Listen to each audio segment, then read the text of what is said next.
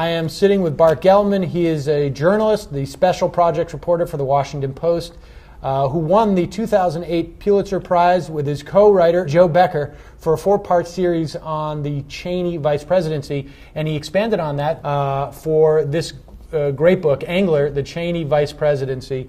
It's a fantastic read, and I'm really glad that you're here to discuss it. My pleasure, thanks. Let's start with this idea of Dick Cheney, obviously not a typical vice president, starting from the vetting process. Talk about that vetting process, especially as it relates to Dick Cheney and Frank Keating. Well, that's chapter 1 of Angler, and I stumbled across most of it. I wasn't expecting to find a lot on the selection process. Cheney invented a questionnaire that was more intrusive than any that's been used before for a running mate selection, and that's saying a lot. Keating submitted this unbelievably extensive vetting file to Cheney, and Keating, of course, didn't get the job, but what happened after that was that a fragment, kind of out of context fragment, of this confidential vetting file was leaked to Newsweek, and it just demolished Keating's career.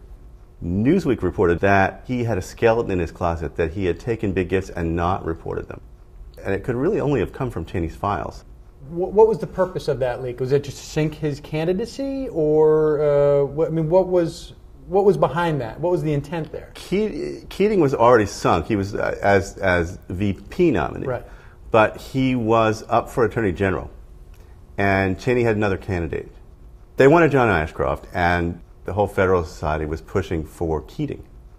Now, I can't tell you what his intentions were, and I can only report what I know. What I know is that there were only 3 people who had access to this file other than Dick Cheney, which were his daughter, his high school friend who'd been with him as an aide all those years, and his lawyer. The other interesting aspect is that it seems that they never really interviewed anybody until Cheney, who was the head of this search committee, had basically already gotten the job.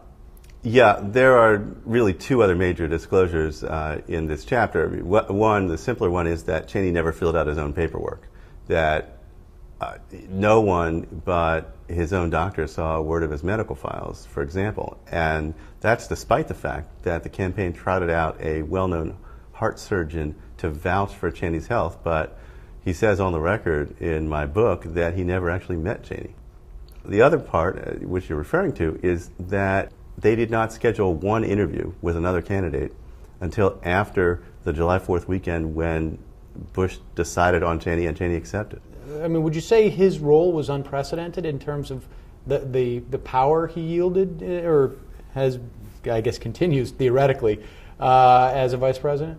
Well, clearly it's unprecedented, and I think this episode demonstrates Cheney's extraordinary appetite for information, his secrecy, and his ability to get George Bush to work with him one-on-one and to make decisions, probably each for different reasons, that others are not part of.